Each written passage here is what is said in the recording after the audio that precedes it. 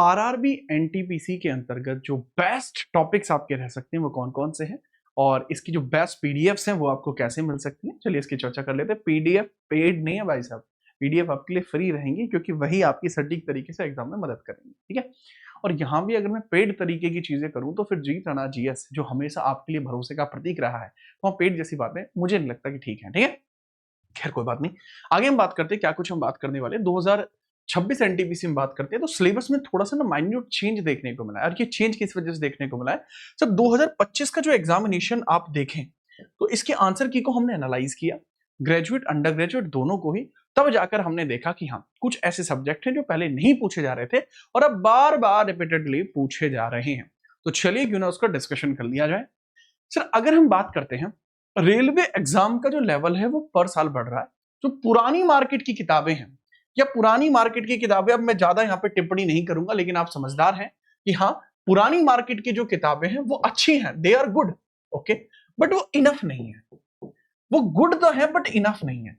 और अगर केवल वही पर्याप्त होती तो शिक्षकों की भूमिका अब तक समाप्त हो चुकी होती।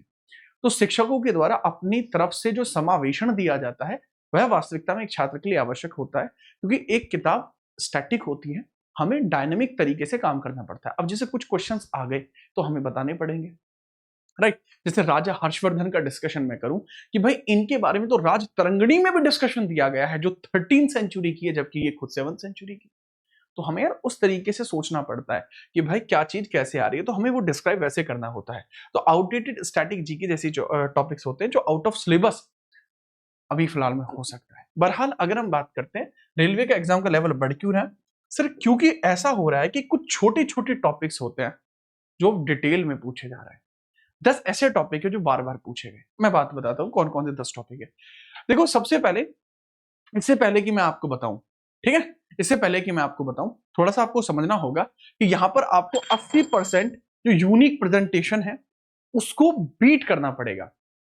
प्रिपरेशन है उसको बीट करना पड़ेगा तभी आप आगे जाएंगे। मतलब देखो कंपटीशन के दौर में अगर 5 लाख बच्चे तैयारी कर रहे हैं, 5 लाख बच्चे एग्जाम देने जा रहे हैं, तो उसका केवल और केवल 20% है जिसको सिलेबस वगैरह पूरी की जानकारी है कि क्या कुछ कैसे आने वाला है, उसका 20%, ठीक है, उसको ही ये जिम्मेदारी होती है। इसके बाद उसका भी केवल 20% ही है जो क्षमताएं रखता है उस पेपर को क्रैक करने की, और उसके बाद 20% वो होता है जिसमें सेलेक्ट हो पाता है। तो 20-20-20 का चलता है। और ये जो मैंने एक एग्जांपल दिया है, कुछ इसी प्रकार का एग्जांपल आपको हमारी जो फूड साइकिलिंग होती है, ठीक है, जो आपको एनर्जी ट्रांसफॉर्मेशन देखने को मिलती है, उसमें भी 10% का रूल चलता है या 20% का रूल चलता है। तो आपका साइंस का भी एक क्वेश्चन यहाँ से क्लियर हो जाता है, ठीक है। तो ये भी थोड़ा सा याद करके रखेंगे। आगे हम बात करते हैं टॉपिक्स के बारे में, ज्यादा बातें नहीं करते। पहला, फाइनेंशियल और इंटरनेशनल इंस्टीट्यूशन के बारे में पूछ रहा है। जैसे पूछ रहा है कि कोई भी डिपार्टमेंट कब बना। एग्जाम्पल के लिए पूछ सकता है कि सर WHO जो है यह 1948 में बना, इसके हेडक्वार्टर कहां पे है, जेनेवा में है, इसके हेड कौन है, टेड्रोस एडनॉम है, ये पूछा जा सकता है। क्या ये कोई रिपोर्ट जारी करता है या इसका कार्य क्या होता है, पूछा जा सकता है।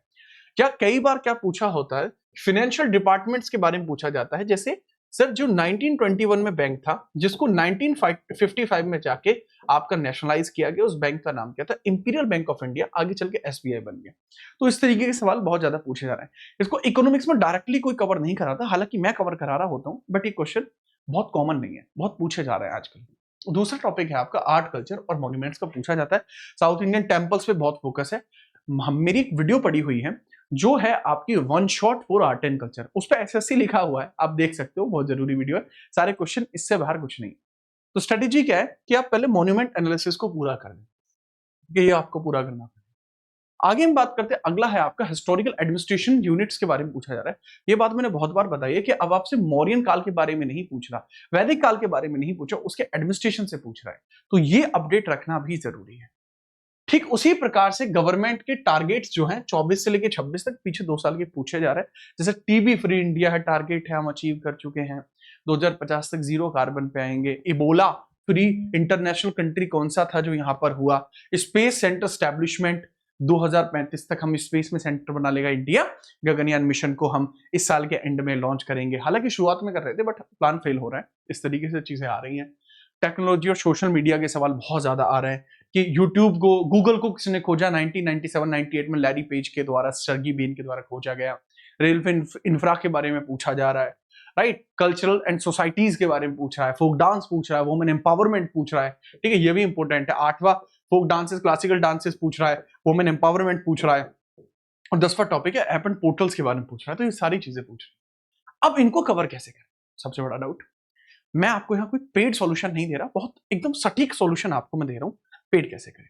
सर ये 40 टॉपिक बैठते हैं, मैंने जो ओवरऑल देखा 10 नए और 30 पुराने। इन सभी टॉपिक्स को कवर करने के लिए सबसे पहले तो जो हमारी पीडीएफ है, वो पीडीएफ आपको जो देखने को मिल जाएगी, वो सारी की सारी पीडीएफ आपको हमारे टेलीग्राम GTANA-GS पर मिल जाएगी। और हम कुछ नए एग्जाम डोज पीडीएफ भी बनवा रहे हैं, जो 10 से लेके 15 पेज की रहेगी हर सब्जेक्ट की। वो हो सकता है आगे 10 दिनों में आपको मिल जाए, ठीक है। 10 दिन पहले हम एग्जाम से आपको बता देंगे, वो आपको मिल जाएगा, ठीक है। अभी ज्यादा दिन बचे भी नहीं है एनटीपीसी में। दूसरा ये है मेरे लाल कि सिर्फ वीडियो से काम नहीं बन पाएगा, सिलेक्शन की ओर आपको जाने के लिए कुछ और भी चीजें समझनी पड़ेगी। समझ रहे हो? बताइए सर। आप सभी लोगों के लिए आपके अपने चैनल पर एक प्लेलिस्ट क्रिएट की गई, और प्लेलिस्ट का जो नाम है वो है गतिमान। गतिमान प्लेलिस्ट दोपहर में 2 बजे चलती है, और इसमें एक ही बार में चीजें क्लियर करा दी जाती हैं। तो वो चीज भी चल रही है भाई साहब तगड़े तरीके से। तो रेगुलरली आइए। अब जैसे कल की क्लास है, एंशिएंट इंडिया की है, पहले ही शेड्यूल लगा पड़ा है, आप जाके इसको पहले ही क्लिक कर लीजिए, क्योंकि यार ये बहुत तगड़ी क्लास है, मजा आ जाएगा आपको इस क्लास को करने के बाद। और इसी क्लास के साथ ये पूरा का पूरा पैक शेड्यूल है। ऐसा नहीं है कि इसमें कुछ भी शेड्यूल आधा छोड़ा जाए, कम छोड़ा जाए, ऐसा कुछ नहीं होगा। सारे का सारा पोर्शन ऐसा है जो सीधे तौर पर आपके पेपर में आएगा ही आएगा। तो इसके लिए आपको रेडी रहना पड़ेगा। अब यहीं पर मैं इनमें चीजों को क्लियर करते हुए आपको बताता चल रहा हूं कि भाई इतना जरूरी पोर्शन ये आपका है कि इसी के अंतर्गत मैं हर एक चीज को डिस्क्राइब करता जा रहा हूं। इसी के अंतर्गत मैं हर एक चीज को, ये आपका शेड्यूल भी यहां पर मैंने बताया हुआ है कि भाई किस दिन क्या चलेगा, ठीक है। पहले से ही हम उस चीज पे रेडी रहते हैं। ऐसा नहीं है कि हम कोई भी चीज बाद में तैयार करें, नहीं, पहले ही इसमें हमने शेड्यूल को बनाया हुआ है। 21 फेब को मॉडर्न करा, 23 को एंशिएंट करा, ये एनटीपीसी के लिए, 24 को इको का फर्स्ट, 25 को इको का सेकंड, 26 को जियो का फर्स्ट, और ये पूरा का पूरा पोर्शन हम यही यूट्यूब पे करेंगे आप लोगों के साथ। तो इसके लिए भी आप जुड़ जाइएगा। कोई और समस्या होती है बताइएगा, किसी और डिस्कशन के साथ अगर आप मिलना चाहते हैं जरूर बताइएगा। आज के लिए इतना ही, कल मिलते हैं, तब तक जय हिंद, वंदे मातरम। सीधा क्लास में मिलेंगे दोपहर 2 बजे।